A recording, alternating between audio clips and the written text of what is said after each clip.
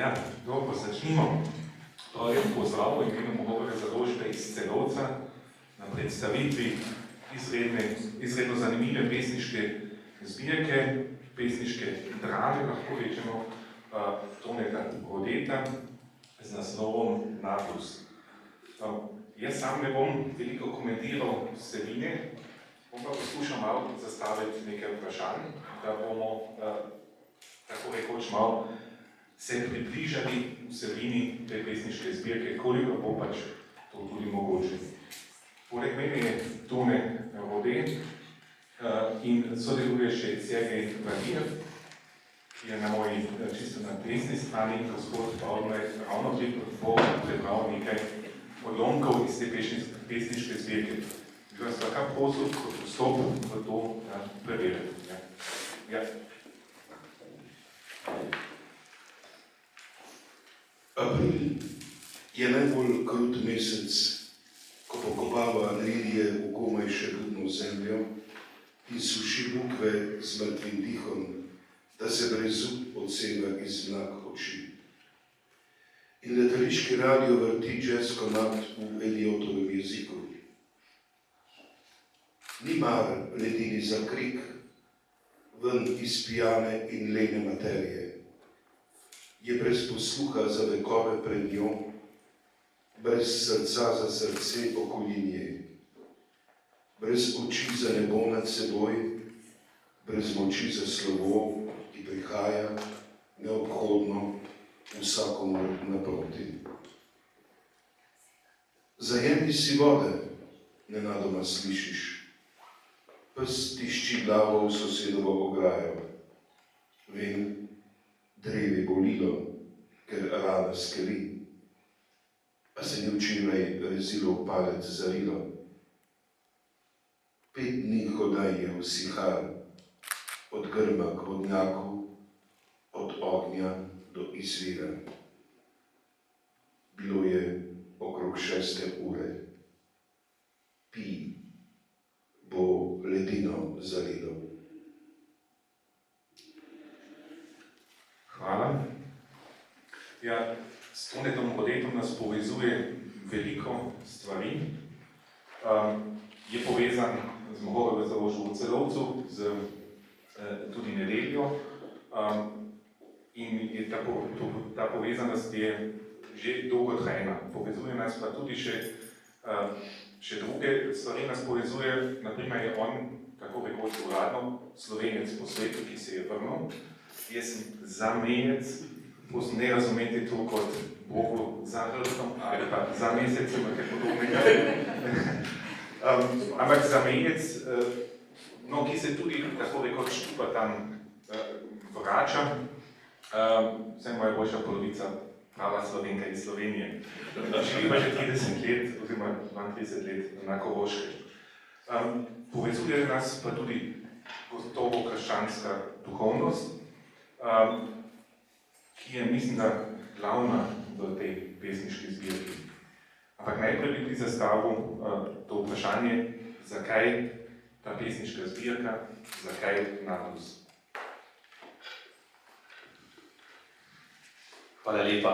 Jaz bi uvodoma v bistvu nadaljeval to tvojo misel, Hanzi.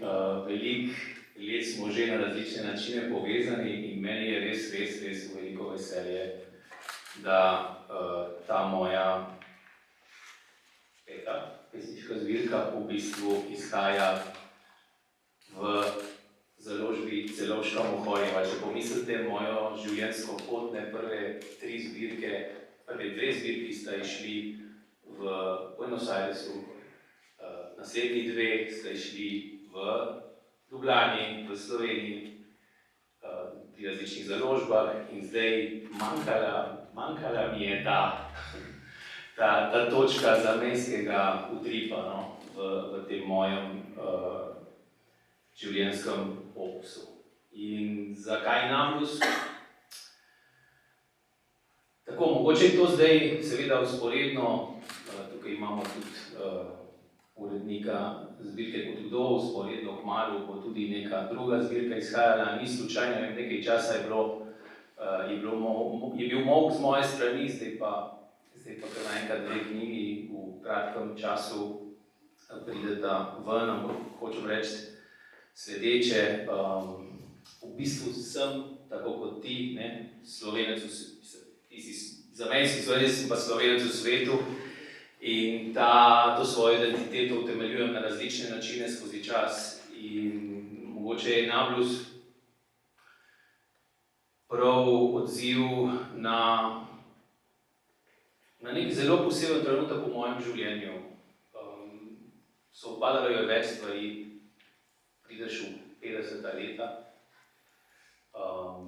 pisal si že o marsičem, z različnimi slogi, na različne načine in kar naenkrat si potem v bistvu soočen z korono, z dejstvom, da živimo v časih, ki niso tako drugačni od tistih svetopisemskih, tudi celo starozaveznih, in vidiš, da z leti opaziš, da so neke stanice, neke stanice, ki izhajajo verjetno iz izvirnega greha in iz naše slabosti, ki jih vedno znova ponavljamo. In ko kot pesnik prideš do zaključka, kaj bi moral pri 50-ih še povedati, če bi jutri umrl, ostane samo tisto najbolj bistveno. Mogoče sem verjetno zelo ponosen na ene par ljubezenskih pesniških pesmi iz knjige Viti in Prareke.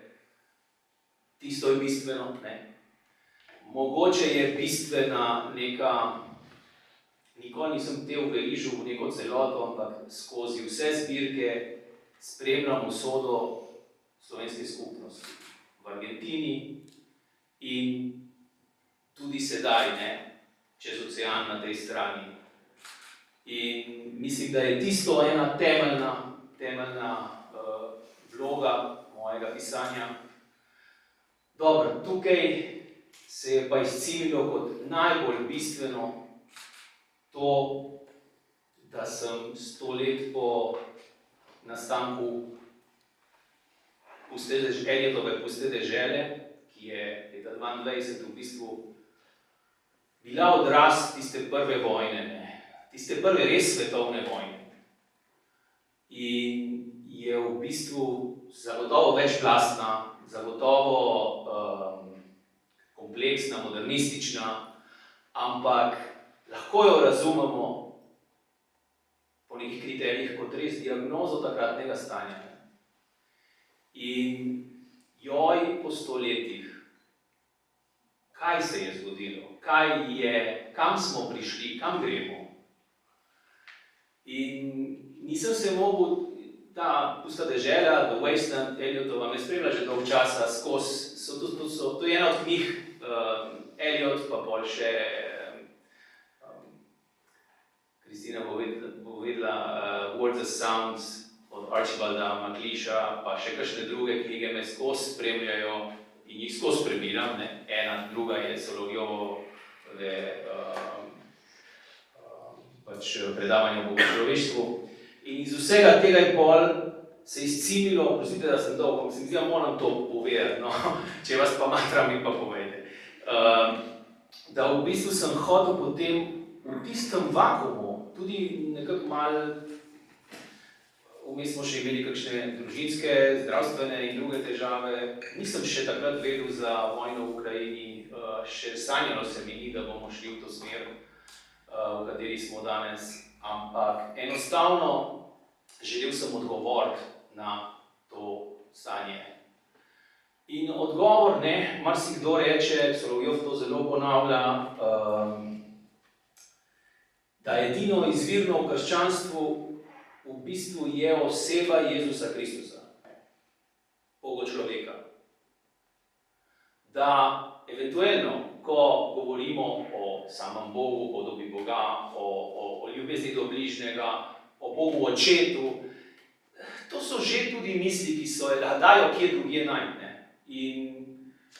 In sem rekel, če hočem na nek način podati tisto, kar je meni najbolj bistveno, gre prav za ta oseben odnos z osebo Jezus Kristus, kot Bogočlovek.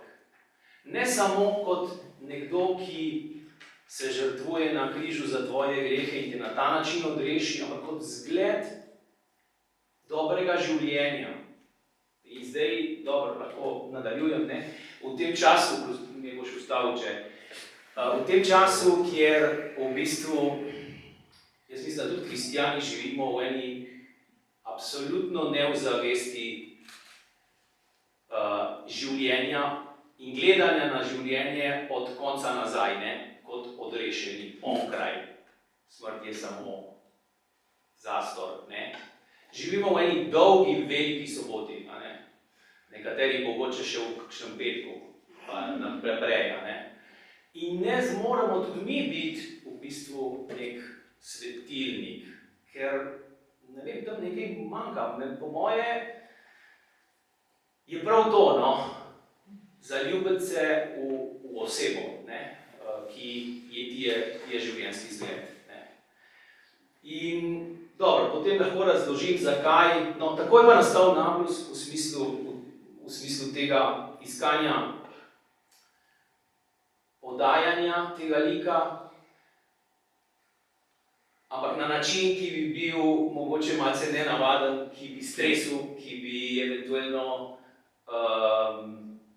presenetil. To ni v nekem smislu duhovna poezija. Je pač poezija, ki govori o, ne. In tako je nastalo to umetniško besedilo, ne. Držal sem se tudi nekako določenih principov. Bob Dylan pravi, ne, da pesmi moraš, da res komunicirajo, jih moraš občutiti kot celoto, ne samo razumeti, ne. Vem, da ima marsikdo s tem zahtevnim tekstom v tem smislu, da je zaključena celota, ne. Seveda gre tukaj za 3 glasove, gre za zelo raznoliko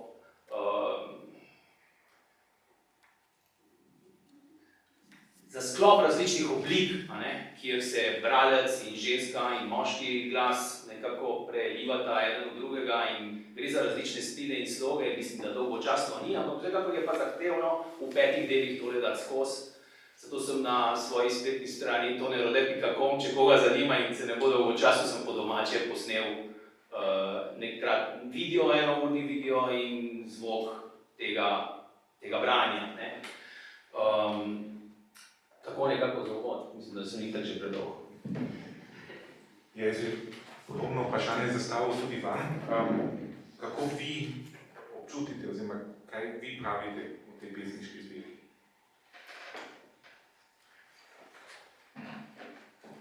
Zdi se mi, da je ta pesnitev, prej bi jo poimenoval pesnitev kot pesniška zbirka, morda, pesnitev v 5 spevih.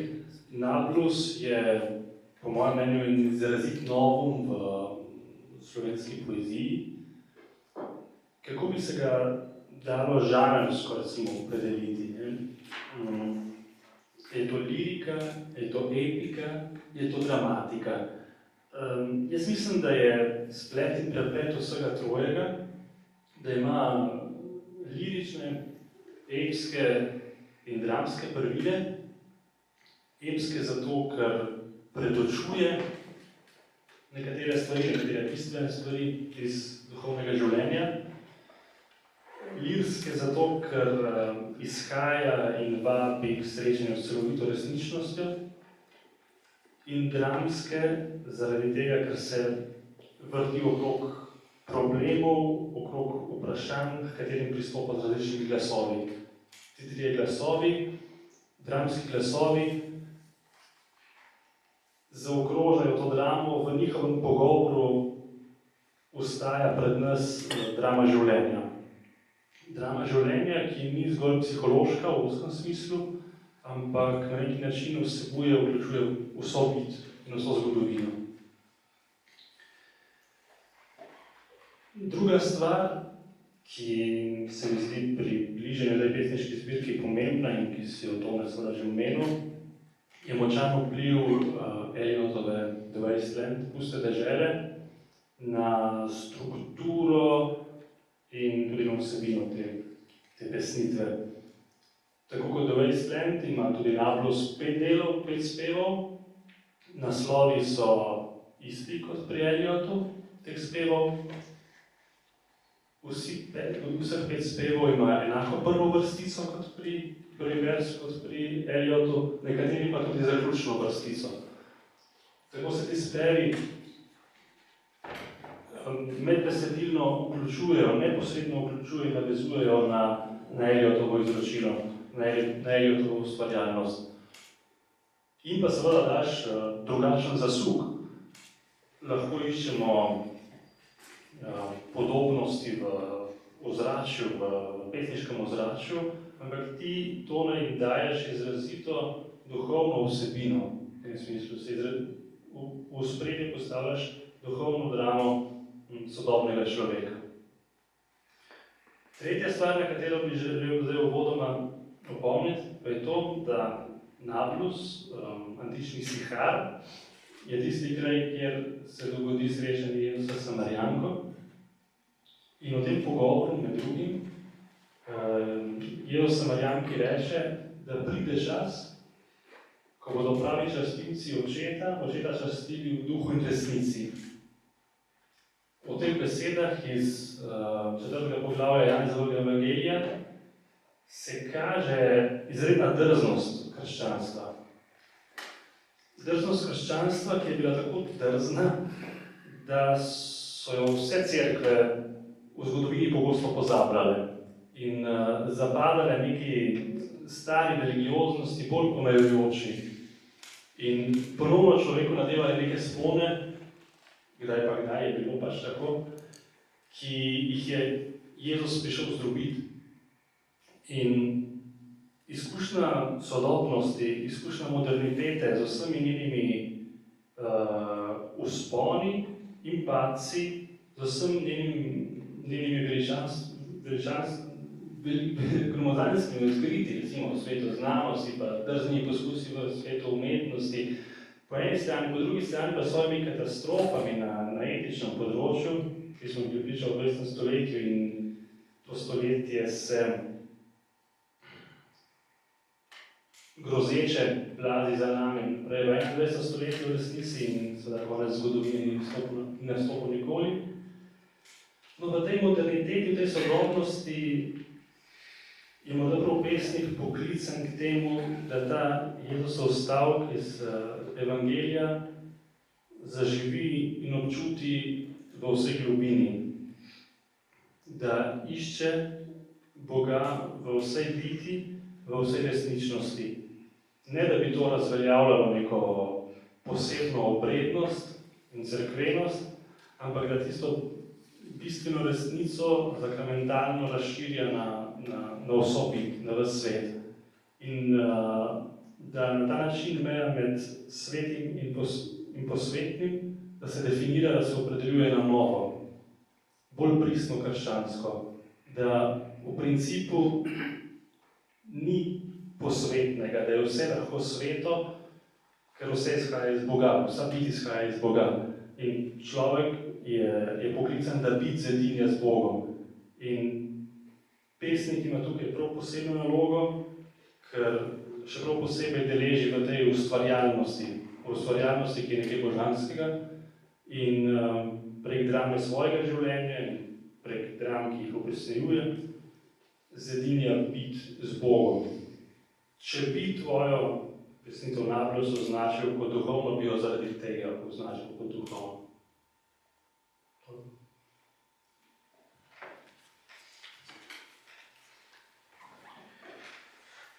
Rodiš se v pričakovanju, s pogledom navzgor, ki hlasta po nekih drugih očeh. Še preden spoznaš, da boš tu do dežja. Mnogo pred slop v svobodi že veš, da ima, kar teče, izvir in izliv, izhodišče in cilj. Je napeto med poloma, išče stik in dotik. Ledina je praha, ker nima namena. Jarek brez vode ni struga, ni telesa brez žil. Ledina je obzorje brez lutnje tja čez, je oče, ki noče sina. Ti, bralec, hinalec, moj dvojnik, moj brat. Ti, ki se nikoli ne obračaš nazaj, kaj je ledini, da jo je slana požgala, pozebla in pozabila? Je mar odkopala vrliče, ki jih je lani vsadila? Pes jih bo s kremplji izgrebel, da bodo zacvetela. Puščava, da bi živela, mora postati gomila.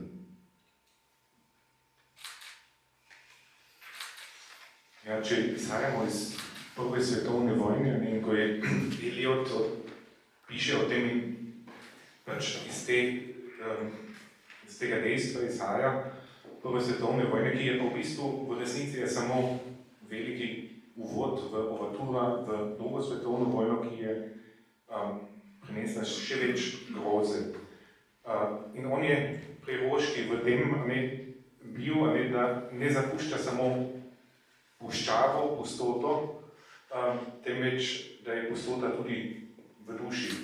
To se je tudi to zapustilo, to puščavo v duši.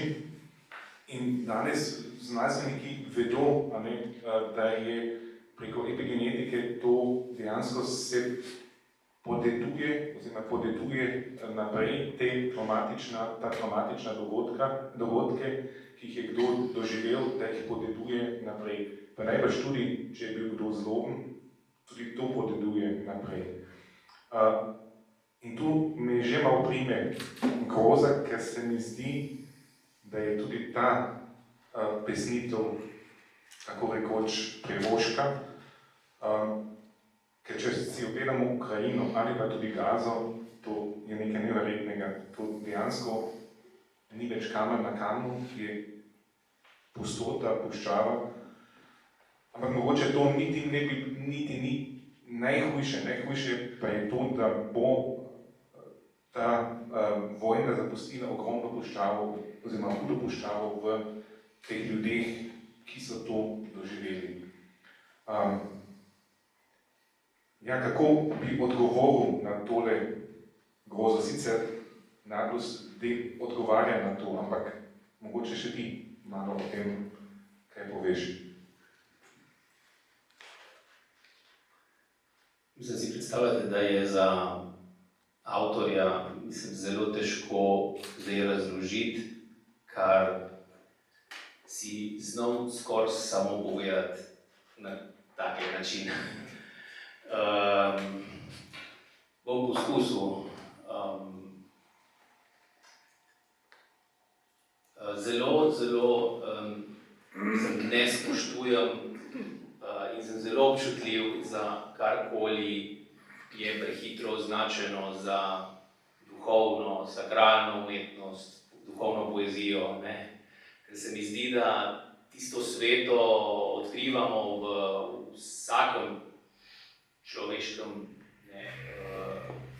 izdelku in ravnanju, kolikor je naravnan res tja čez. In zdaj zelo nisem hotel tukaj tudi ne biti moralističen, ne izdajati nekih etičnih razsodb ali česa podobno. Jaz sem sam pokazal stanje in mogoče preko nekaterih branj, ki so me usmerili v bistvu v iskanje Jezusovega zgleda na določenih točkah, tam sem opesil to svojo zgodbo. Opesil sem jo na dve zadevi. Najprej, in to se pokaže iz tistega prvega dela, res neke krute diagnoze, iz katere ni izvzeta niti naša cerkev in še kaj drugega. Pridemo v drugi del, kjer se zgodi, ki bo uvod, v drugi del bo v kratkem prebrana, pridemo v ta intimni stik Jezusa in Samarijanke pod nami. In v razmislek o tem, kaj pomeni zdaj biti v stiku z Božjim. V tretjem delu je pa že dejansko malce bolj odkrita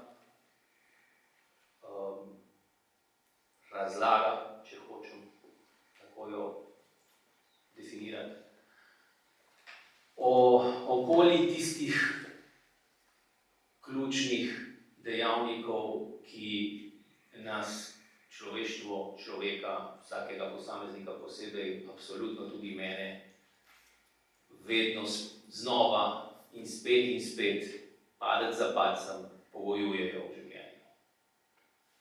In prva, vsaj zame, je res to življenje v soboti. To življenje, ta strah pred smrtjo. To življenje, ki se oprijemlje vsakega možnega življenjskega stvarnosti tu. Potem pa izhodišče zapeljem v iskanje, v skušanje posnemanja lika Jezusa, ki pa dejansko s tem imenom niti ni omenjen v zbirki. Izhodišče so pa tiste tri Hudičeve skušnjave Jezusu v puščavi. Te se vsi poznamo, samo ko se v njih globlje poglobiš, vidiš te tri nivoje, bi rekel, res ovir, pasti, da dejansko ponavljamo to našo zgodbo izvirnega greha in jo kuhamo naprej in vsakič je ta čorba bolj vroča. Te tri pa so. Najprej prva skušnjava je o materialnem. Materialno postaviti za cilj, ne za sredstvo. To je še najlažja. Vsi hočemo biti ostati mladi, biti zdravi, imeti nekaj za podzob in še kaj drugega. Naslednja je do neke mere tudi precej razumljiva vsem. Gre za verjetno izvirni padec, je s tem malo povezan. Vdati se, torej materija, telo kot prva, umski greh, napuh kot druga. In tretja je pa včasih manj zaznavna, ampak Jezus je postavljen pred to preizkušnjo in marsikateri človek, ki ima pa ne samo neke res velike odgovornosti v svetu, ampak mislim, da tudi vsi zapadamo v tretjo manj poznano, pa mogoče se celo bolj prefinjeno težavo, oviro. In to je, da bi na nek način zagospodovali svetu, sočloveku, ker mi znamo, ker mi hočemo dobro, ker mi vemo, kaj je treba, zato da bomo od zadeve kakšno stvar rešili. In ta je pa recimo večkrat izpostavljena kot resnično huda past, recimo velikih zgodovinskih osebnosti ali pa še koga, ampak ne mislim sploh samo na njih. Čeprav v Nablusu nastopa kar nekaj teh in boste verjetno marsikoga not prepoznali. Ampak hočem reči bolj to, uporaba nasilja v imenu dobrega. V imenu dobrega in to je pol res višek sprevrženosti.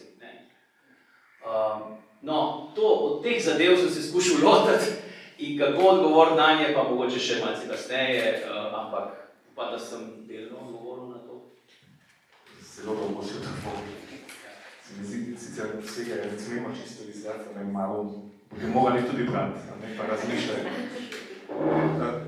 Na vas bi, a mogoče tudi, jo pa mogoče.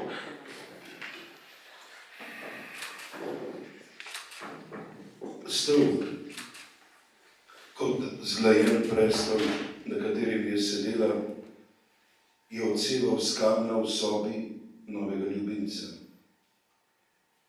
Izliti se je hotel in ga je zajela.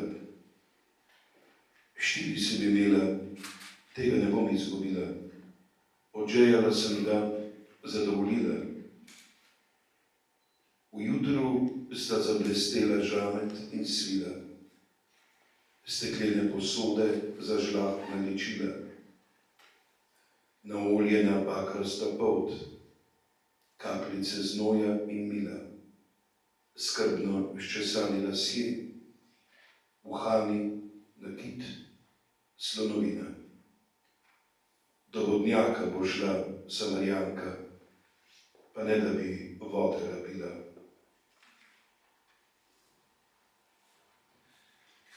Ima Naglus potencial, da postane slovenska pusta dežela? Ja, ima ga, ampak je odvisno od ljudi, koliko bodo brali. Tukaj morajo tudi slovenski kristjani narediti svoje, morajo izboljšati svojo pravno kulturo, morajo začeti segati po zahtevnejših delih, to nedvomno je, in morajo bolj slediti Jezusovi maksimi, ki jo izreče v pogovoru s Samarjanko. Morajo si upati videti Boga v vseh stvareh, v vsej biti, kolikor je polno Boga. Razširiti prednost prek ozkih meja in si tako kot Stonerode upati videti Boga tudi v drugih izročilih, vsej v odbleskih. Recimo v Nablusu srečamo tudi citate iz Upanišad, se pravi iz hinduskega verskega izročila, s katerim se oplaja njegov pesniški izraz. Stonerode gre pogumno v valove modernitete, zajema, kot rečeno, iz Eliota, pa iz številnih drugih piscev še. Tako da ja, ima tak potencial, ampak je mnogo odvisno od bralcev. Delo vedno obstaja, delo samo na sebi nikoli ne obstaja zares, vedno obstaja samo v stiku z bralcem in v branju.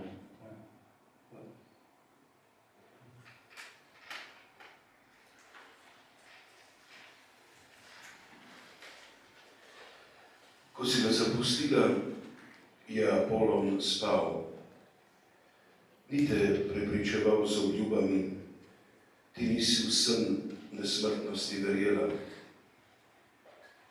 Slednjič si nanj legla kar tako iz dolgočasja. Telo se stara izsuši, v samoti izpuhti, v zaboju ne ostane niti glas. A prah puščave v tebi še hlasta po vodi, ki se ne izteka. Vodnjak je kot alef, vsebuje vse, kar je in tebe v njem. Ko se umiri, zrcali, kar želiš. Pusti živeti, ne zna pa dati smisla. Da govorite ljud, ki nimaš čim zajeti, ti reče, daj mi piti. Kako naj dajem piti jaz, ki me je strah od žeje umreti? Tebe utrip nobenih pleč ne poteši, noben poljub ne napoli, nikjer se duša ne spočije, vdana si koncu, zato nisi nemirljiva. Hitiš, preden greš v nič. Čas naplavlja čas, kot pesek v breg pozabe. Prut 1000 obrazov drsi v isti prepad. Ko bi le vedela, bi ga ti piti prosila.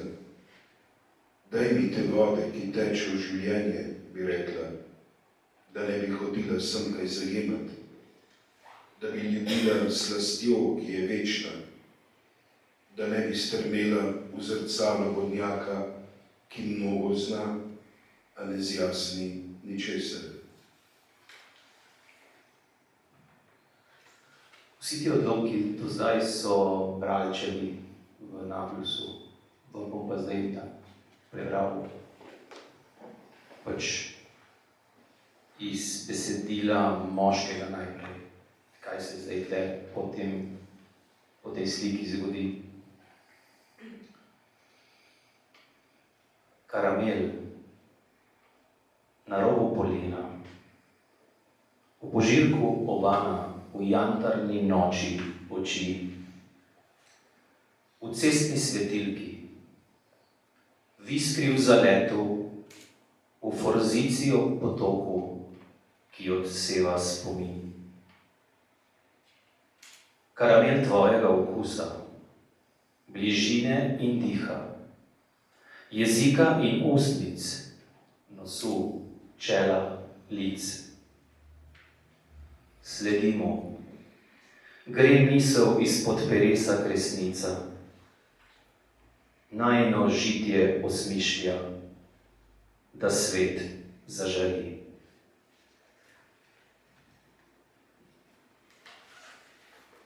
Ja, hvala.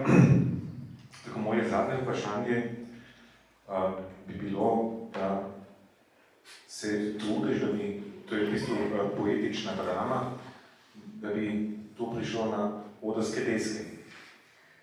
Oziroma, kako si o tem razmišljal? Mislim, ja, sanje, ne? Sam sanje morajo zadnje. Hočem reči, ne vem, sem velik ljubitelj gledališča, tudi sami veste, da imamo nekaj kolegov, ki smo skupaj veliko igrali, v Buenos Airesu in še kje, pod taktirko velikih ljudi, kot so tudi to Nikola Jeločnik ali pa Frido Beznik. In jaz ne bi bil pesnik, če ne bi bil tudi mali igralca.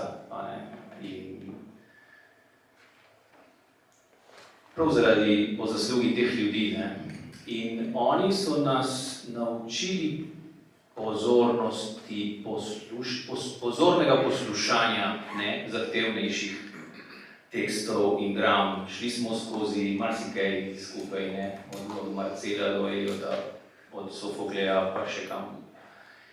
In ko ugotoviš, da glavno v anglosaškem svetu, ne, je res prostor za izgovorjeno besedo, za izgovorjeno poezijo, ki nastaja na odrih, lahko kot samo igra, mislim, igra enega igralca ali pa več glasov. Ne? In so dejansko recimo tale four quartets od Ralfa Finisa razprodana za celo sezon, 2 sezoni že 2 leti nazaj. Ne? Rečeš, zakaj Ljubljana nima posluha za, ali mogoče ga ima, pa samo nismo še pravi urad potrkali, zagotovo gre za drugo opcijo, ne gre za prvo, jamranje ne pelje nikamor. Vsekakor mislim, da rabimo, pesniki pišemo za ljudi, pišemo zato, da smo slišani in zato, da nekaj, kar smo ustvarjali, v bistvu tudi odzvanja v bralstvu, v bralcih in poslušalcih. In jaz mislim, da danes, tako kot se tehnološko spreminja marsikatera branža, ne, je tudi na nas pesnikih, da bo potrebno, da se razumemo tudi mogoče kot glasbenike, da znamo narediti komade in jih sestavimo v zbirke, ki se jih da na Spotifyju poslušati, da ljudi v bistvu spremljamo s tem, kar imamo za povedati tam, kjer so. In tle pa pride ven tudi ta pač moj, pač ne moram pomagati, nisem samo pesnik, ne, še kakšne druge pač stvari moram delati v življenju. In jih se veselim delam, seveda. In mislim, da je v tem smislu tudi mogoče pod enega vsaj manjšega odra za take tovrstne stvari, skoraj potrebna za našo duhovno hrano, in za odpiranje tem večnim vprašanjem. Želim si samo to, mogoče, če to kdaj prije na oder, naj res spodbudi še koga, da bo prišel za mano, pa da bo še kaj v tej smeri naredil, ker ljudje smo pač ustvarjeni za slavljenje in češčenje in obred nam je prirojen, pa če to priznamo ali ne. In v tem smislu mislim, da je vloga lepote, da smo v dobi lepote, mogoče malo manj resnice in pravice, ampak doba lepote, preko katere moramo odpreti neke kanale v globine na neustarjene načine in to želi biti en skromen poskus, da se taka pot nadaljuje in da mogoče koga nagovori. Še vas vprašal je, to lahko potrdite, da če je beseda, poezija brana, je še enkrat eno stopnjo več, še bolj kakovostna, še lažje je, še bolje jo razumemo. Zdaj še je brana na glas. Na glas, ja, ali pa tudi zapetam. Gotovo se dobi poezija dodatno razsežnost. Se pa potem pojavi vprašanje, ali je ta, ki je bral na glas, bral tako, kot sem si jaz to predstavljal, ko sem bral potihom, notranje. Včasih, ko bere kdo drug in bere na glas, ali pa če sam bere na glas, opazim določeno razliko s tem, kako sem bral navznoter.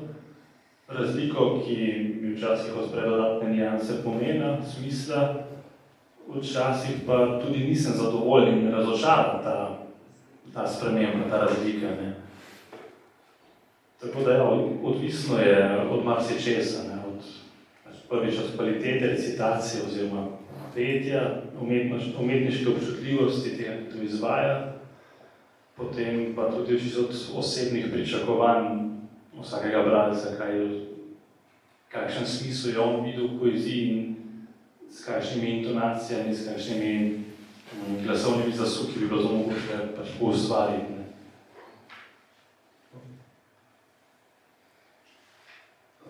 Bi kar prišel četrti dni, da ne bomo predolgi. In bi prosil, da bi drugo pesem jaz prebral. 45. Hvala.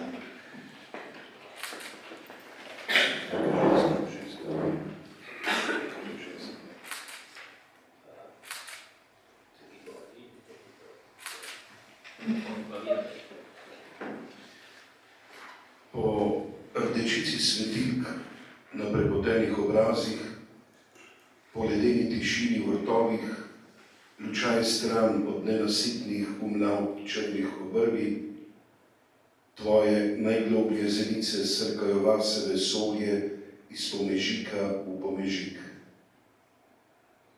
Ribe se mečejo v pesek, zaplavale bodo nazaj, odkoder so prišle. Besede, izrečene ob vodnjaku, so ti vsakdanji kruh slehernega dne.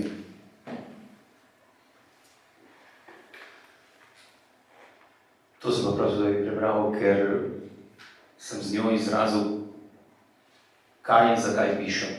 In je tle noter dejansko vključena.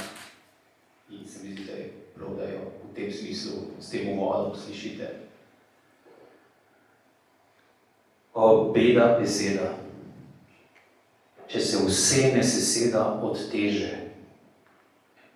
če ne stopi na ost bolečine, vtakne prsta v gnoj greha, v srž vseh bolezni za smrt, če ne skeli, če ne reže, če ni živa, krvava, mesena, če je negane do solz nepredvideno čudo naključne lepote, če se stih v prah vrača, da se zlog v strup prebrača, ker ne zna kost postati, ker ne ve sebi umreti, ker ne mara trpeti, ker se noče pustiti odrešiti, v njej ki bila je v začetku, ki s telesom je vstala od smrti, ki s cilja vsega govori v zgodovino, ukrivlja prostor in čas, oživlja snov in svetlobo in dela vse novo.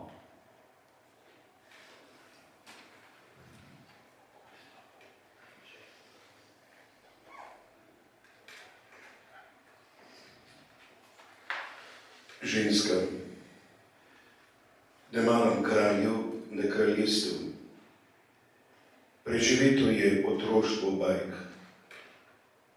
Čemu nam bo ikona, poosebljenje plemena, vladar z nalogo, podeljeno od Boga? Oblast menda izhaja iz ljudstva, iz razumnega posameznika, na svobodi in odgovornosti osebe se vendar vrti kolesje našega sveta. Niso mi všeč ne kralji, ne cesarji. Obdajajo se s kinovci, z vojaki, njih skrb je bolj oblika kot vsebina, poslušnost, dolžnost, spoštovanje. Še slabši so za nekaj let izvoljeni veljaki, ki vladajo z dometom nove mnenjske ankete in merijo uspeh v kvartalnih borznih rezultatih. Ne maram kraljev, ne kraljestev. Kralji smo vsi in ni nihče. A ta je vzor sočutne samoodpovedi. Pred njim se pripogne koleno ob spoznanju, da so njegovi oblekli usmiljenje. Ker to je kralj, ki te ni odpisal, ne preklel. In kot obsojenec na smrt je svet razpetih rok objel.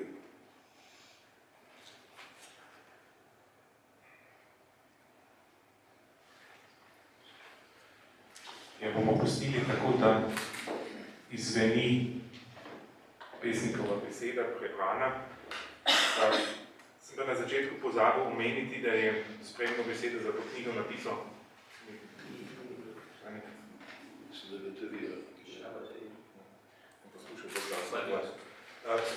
Spremno besedo je napisal Miklavž Komelj, to sem pozabil omeniti. Slika na ovitku, to je slika Nike Zupančič, in oblikovanje ovitka Pavla Bonča, to mi je zelo pomembno, da so tudi omenke je zelo lepo oblikovano, da boste tudi sami potem videli. Tako, naj pesniška beseda izzveni, zdaj ste na vrsti vi z branjem in mogoče tudi poslušanje. Hvala lepa.